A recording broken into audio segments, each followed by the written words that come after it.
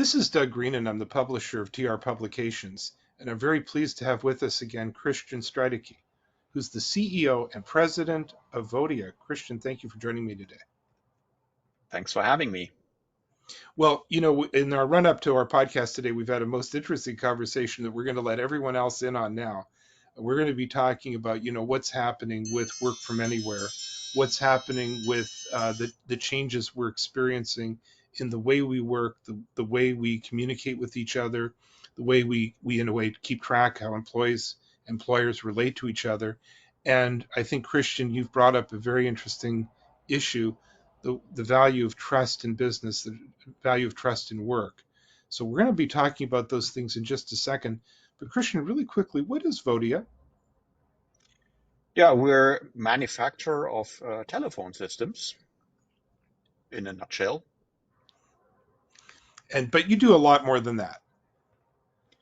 Yeah, of course, it's a lot more than just transferring calls these days. So now we have audio, we have video, we have text. So all these things are kind of mingled together.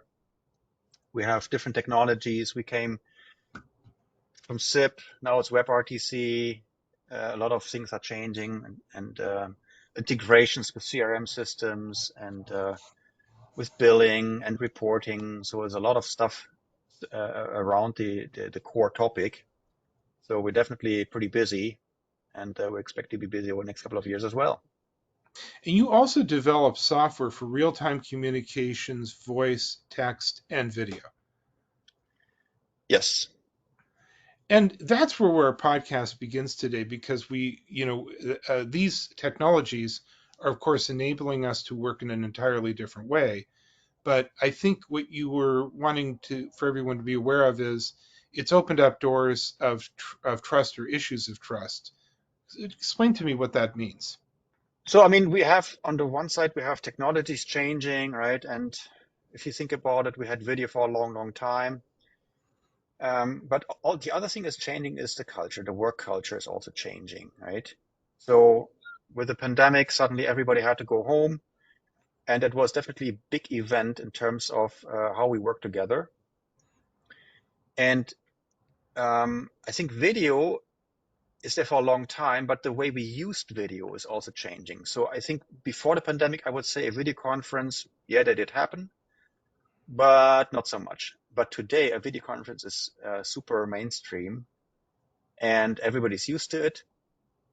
But what we are seeing is that video conferences are scheduled, and everybody can prepare for it, and which is a good thing. On the other hand, for internal communications, we see that the spontaneity is missing, right? I mean, in the old times, you just call a colleague up and saying, "Hey, can you help me with this?" And then we hang up. Just took a minute. Now, if you need to schedule it, it's like 15 minutes gone, and you don't want to do that. You want to essentially have a quick resolution. And what we've seen is, if you work together in one office, you obviously trust each other because you see each other every day, right? You have a little chit chat, you're going to get some water and you talk to somebody. And that is becoming more difficult. And I think that's where video can help. So if you say, okay, if I have to talk to that guy for a minute, why don't I do it over video, right? And the video helps building more this trust relationship, right? Because especially because when it's not scheduled, and you know that it's not scheduled, it's more an honest conversation, because you cannot, let's say, hide somewhere far away and pretend to be working here and there.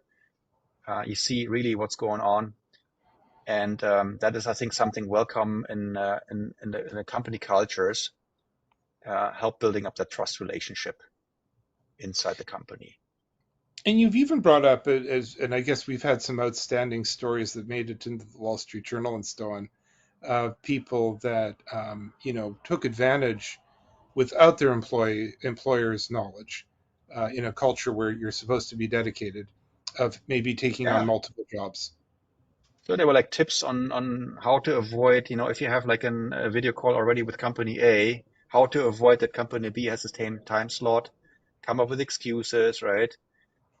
And it's I think it's a culture. I don't like that culture, right? It's a little bit it's like the cheating culture. And and as an employer, if I would hear that one of my employees has a second job on the side, I would be definitely not happy about it. And that's, I think, why it's great to have a way to have an honest relationship with people working in a company. And anything helps. There's not only video calls, there's definitely other things as well. I mean, there's like these kind of uh, keyboard trackers and video cameras and stuff like that. I think that's very, very sneaky. And that's not helping building up trust. It's essentially destroying trust, right? So we don't want to do that. We want to have a tool that helps building up trust. And I think the video call inside the company is helping. Not that they always have to accept the call. If you don't like it, you essentially can say, "Oh no, I don't want it today. Maybe I don't want to take the call at all, or maybe I look bad today. My hairstyle is not okay, whatever." And then you just say, "I don't want it. It's fine." But in other cases, you probably say, "Okay, it is fine." And maybe not looking perfect is part of being honest, right? You see essentially the real person. You see the real background. You see, okay, it's messy, but that's how life is, right? That is how people are. If you go to somebody's office booth, you know what? It might also be messy, right? That's just the way it is. But it all helps to building up an honest and real relationship with people working not physically in the office. And that's why I think, like the year 2023, right? Yeah, video is still a topic, and it's becoming more and more topic in the work culture. And what I think you're saying is that we're developing, in a sense, a brand new work culture, something different from what we had maybe before the pandemic. Right. So there was definitely a culture shock because of the lockdown and all the weeks and months after that. And then there's technology. So I think we essentially have these building blocks of tools, software and hardware. We all have mobile phones. We all have now laptops with cameras in it, right? Then of course the question is, what are we going to do with it, right? And this is a process that will take time, right? And it's a slow process. So the work culture is changing. So if you think about it, I think like 5 years ago, having a video call in your private bedroom would be unthinkable, right? But today it is normal. So a lot of things have changed already, and I believe it will go on. Also, like people, like people sold their house in the big city and moved somewhere to countryside, right? So that is not happening overnight. Now the question is, are they going back? Maybe they're going closer to the city again. And then they say, okay, we're mixing a few days in the office with a few days at home. And this is definitely a process that's going to happen for the years to come.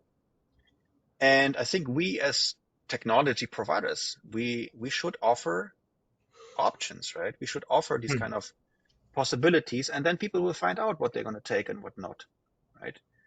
It doesn't mean that everybody is going to do video calls, not at all, but a certain percentage will, right? And that's fine. And I think that's where we come in, and we should provide that possibility. Well, Krishna, I'm happy that you brought that up because I'd like to know what Vodia is doing. What are you doing to help your customers have these options and choices? Yeah. So, uh, okay, on the technology side, the reality is there are desktop phones, and we have desktop phones with video, right? And doing the SIP protocol. And then we have browsers and we have apps, and they're not talking SIP, they're talking WebRTC. So for us, it was quite a challenge to translate between them, right? Because you cannot just say, okay, you guys talk to each other, because everything still has to go through the PBX. And I think we're mostly done with it. Okay, still the iOS app is a little bit on the edge, still okay. But anyway, so we're working on it, and we want to make sure that practically everybody from every device can talk to everybody else on every other device. So it is still in the year 2023 a little bit of a challenge to make that happen. And I think we had made great progress this year so that most of the calls can actually be video inside the company. And so, it sounds like some of the video story you're telling me about is relatively new. Yeah, so we had always audio, now we have video, and we also have to talk maybe quickly about text because that's the other thing that people are using today, right? So we definitely did also some improvements there. So we kind of keep everything in one conversation history with a person, so you can see, oh, this is the time when I talked to somebody. Maybe you see there was a voicemail being left, and you can take notes, right? So that makes sense for internal calls, but also that makes sense for external calls. So for external calls, we see video much less as a topic, but text a lot more because people are usually, when you do talk about customer interactions, are using their cell phones and smartphones, and they want to text, right? They want to chat a little bit, and it's like an on-off conversation. They maybe don't respond for an hour, and then the conversation continues. But you want to keep that all together so that you, as essentially agent, see the conversation history of the person. And that is also something that we were working on and also going to release soon.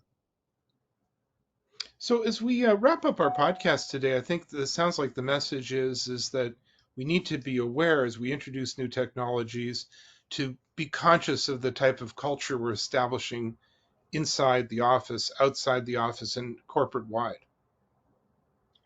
Yes, I think that's a great thing. I think the technology gives us great opportunities. I think we're working hard on making them usable and make it possible, but we don't want to dictate the style that people work together. So I think this is what every company, every person has to find out.